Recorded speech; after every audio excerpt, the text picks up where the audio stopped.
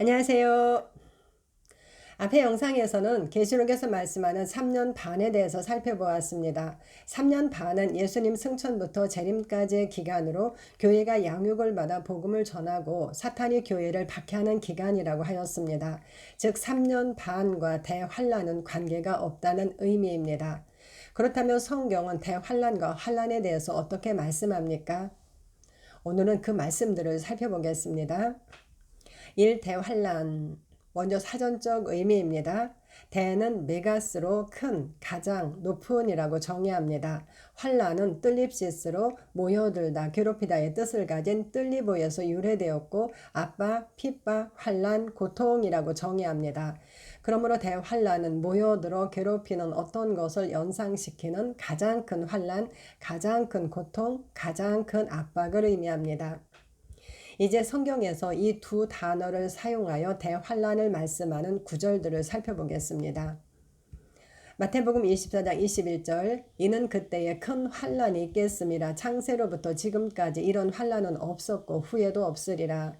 마가복음 13장 19절입니다. 이는 그 날들이 환란의 날이 되겠음이라. 하나님께서 창조하신 시초부터 지금까지 이런 환란이 없었고 후에도 없으리라. 누가복음 21장 23절입니다. 그날에는 아이벤 자들과 젖먹이는 자들에게 화가 있으리니 이는 땅에 큰 환난과 이 백성에게 진노가 있겠음이로다. 주님은 큰 환난의 날, 즉 대환난의 날을 말씀합니다. 주님이 말씀하는 대환난의 날은 언제입니까? 종말입니까? 주님은 창세로부터 지금까지 이런 환란이 없었고 후에도 없으리라. 하나님께서 창조하신 시초부터 지금까지 이런 환란이 없었고 후에도 없으리라 라고 말씀하셨습니다. 그 환란이 얼마나 큰지 하나님께서 세상을 만드시고 사람을 이 땅에 두신 일에 없었던 큰 환란이라는 것입니다. 대환란이 맞습니다. 그러나 주님은 후에도 없을 환란이라고 말씀하십니다. 후에 있는 환란이 아니라 후에도 없는 환란입니다. 즉 마지막 시대의 대환란이 아니라는 말씀입니다. 마태복음 24장과 마가복음 13장 그리고 누가복음 21장은 예루살렘의 멸망과 마지막 날에 대한 주님의 말씀이 기록되어 있습니다. 마지막 날이 아니라면 이 말씀들은 모두 예루살렘 멸망에 대한 말씀입니다.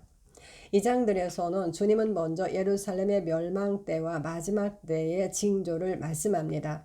그러나 이어서 예루살렘의 멸망의 날을 말씀하시고 마지막에 예수님의 재림의 날에 대해서 말씀합니다.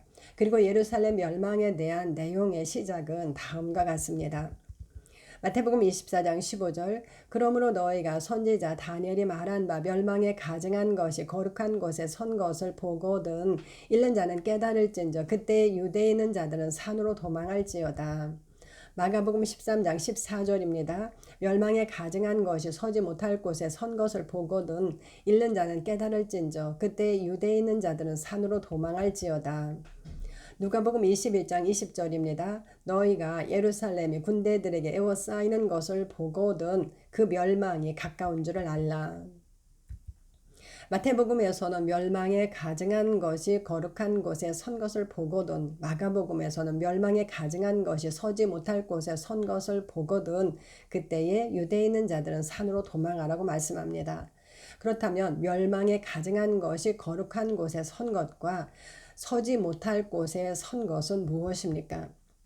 많은 경우 예루살렘 성전 안에 가증한 것이 서는 것으로 해석해 왔습니다. 그러나 성전 안에 가증한 것이 선 다음에는 아무도 도망갈 수 없습니다. 왜냐하면 그때는 성이 다 넘어간 상태일 것이기 때문입니다. 어떤 사람들은 이 말씀들을 마지막 날 예루살렘에 있는 성전에 대한 말씀으로 해석하기도 합니다. 그들은 이스라엘의 제3성전에 의미를 두고 그것이 언제 세워질까를 주시합니다. 그때 적그리스도가 일어날 것이고 대환란이 시작될 것이라고 말합니다. 앞에서도 나누었던 것처럼 이 말씀들은 모두 예루살렘 멸망에 대한 말씀입니다. 그러나 굳이 이 말씀을 마지막 때에 적용하려 한다 해도 이제 그 성전은 의미가 없습니다. 하나님께서는 그리스도의 한 번의 제사로 죄와 불법들을 사하셨기 때문에 다시는 죄를 위하여 제사 드릴 것이 없다고 말씀하셨습니다. 히브리서 10장 18절 그 아들을 보내셔서 인류의 모든 죄를 처리하신 하나님께 땅에 있는 제3성전이 무슨 의미가 있겠습니까? 이제 땅에 있는 예루살렘 성전이 아니라 하늘의 예루살렘 성전이 나타났습니다. 사람 안에 하나님의 지성소가 세워졌습니다.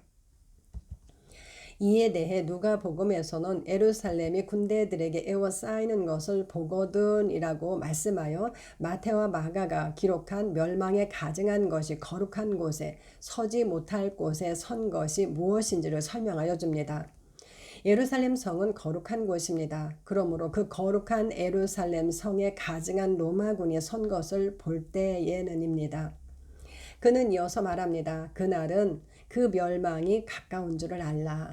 그 멸망은 무엇입니까? 예수님께서는 성전 건물들의 돌 하나도 돌 위에 남지 않고 다 무너뜨려지는 멸망에 대해서 말씀하셨습니다. 마태복음 24장 2절, 마가복음 13장 2절, 누가복음 21장 6절. 바로 그 멸망입니다. 예루살렘 성전이 무너지는 그 멸망이 가까운 줄 알고 유대에 있는 자는 산으로 도망하고 촌에 있는 자들은 그 성으로 들어가지 말고 성내에 있는 자들은 나가라고 말씀합니다. 누가복음 21장 21절. 왜냐하면 이날들은 기록된 모든 것을 이루는 징벌의 날로 땅에 큰 환란이 있을 것이기 때문입니다. 22절. 창세로부터 지금까지 이런 환란이 없었고 후에도 없을 대환란입니다. 예수님께서는 예루살렘 성이 왜 황폐하게 되는지도 말씀하셨고 십자가에서도 예수님을 위해 울지 말고 예루살렘을 위해 울라고 말씀하셨습니다. 주님은 그날을 크게 말씀하여 그분의 제자들에게 예루살렘이 황폐하게 되기 전에 그곳을 빠져나가라고 경고하고 계십니다. 실제로 그날들은 역사상 가장 참혹한 날이었고 주님의 말씀을 들은 성도들은 예루살렘이 함락되기 전 그곳을 빠져나왔다고 역사는 기록합니다.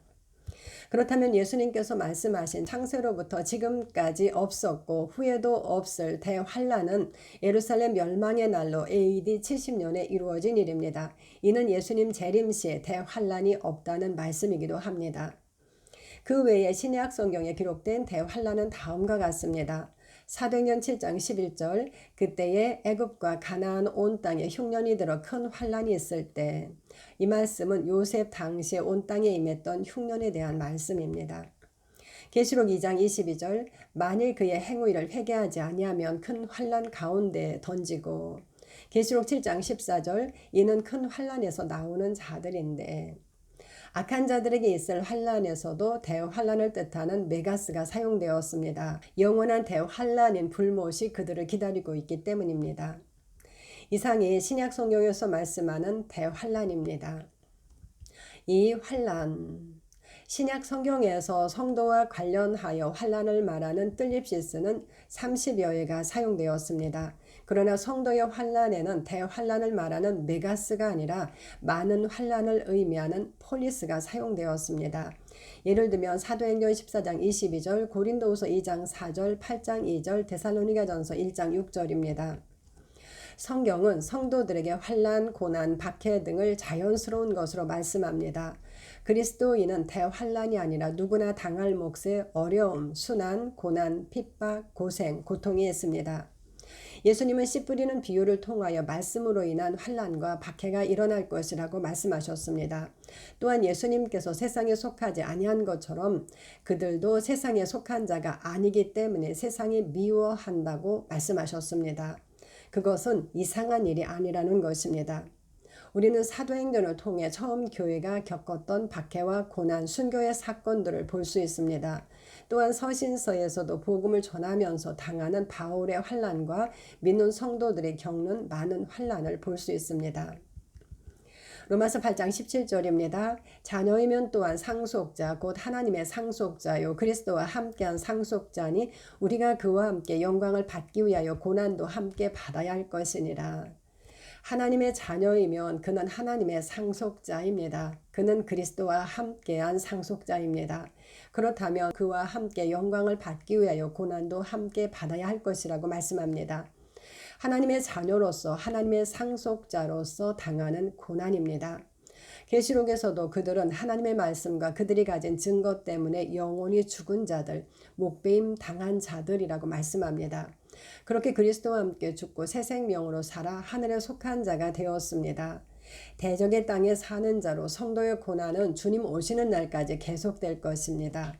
앞의 영상에서 살펴본 것처럼 사탄은 적그리스도를 통하여 그의 백성을 통하여 상징의 기간 3년 반 동안 하나님의 거룩한 성, 즉 성전 바깥 마당을 짓밟게 됩니다. 계시록 11장 2절, 13장 5절. 그로 인한 환란입니다. 그러나 그것을 대환란으로 불리지는 않습니다. 그 외에 뜰립시스가 사용된 구절입니다. 사도행전 7장 10절 그 모든 환란에서 건져내사 애굽왕 바로 앞에서 은총과 지혜를 주심에, 이 말씀은 요셉의 환란에 대한 말씀입니다. 로마서 2장 9절입니다. 악을 행하는 각 사람의 영에는 환란과 공고가 있으리니. 데살로니가후서 1장 6, 7절입니다. 너희로 환란을 받게 하는 자들에게는 환란으로 갚으시고 환란을 받는 너희에게는 우리와 함께 안식으로 갚으시는 것이 하나님의 공의시니. 이 말씀들은 악을 행하는 자들에게 있을 환란에 대한 말씀입니다. 우리로 환란 받게 하는 자들에게는 환란으로 갚으시는 것이 하나님의 공의입니다. 이렇게 대환란과 환란에 대해서 성경은 어떻게 말씀하는가를 살펴보았습니다. 대환란이 마지막 날과 관련하여 말씀하는 경우는 죽은 자들, 즉 믿지 않는 자들에게 있을 마지막 심판에 대한 것이고, 성경에서 대환란은 주로 예루살렘 멸망에 대해서만 사용되었습니다. 주님은 창세로부터 지금까지 없었고 후에도 없을 큰 환란이라고 분명하게 말씀하셨습니다. 후에도, 즉 예수님 재림 시에 대환란은 없습니다. 다음 영상에서는 주님의 재림의 날에 대해서 주님께서는 어떻게 말씀하셨는가를 살펴보겠습니다. 감사합니다.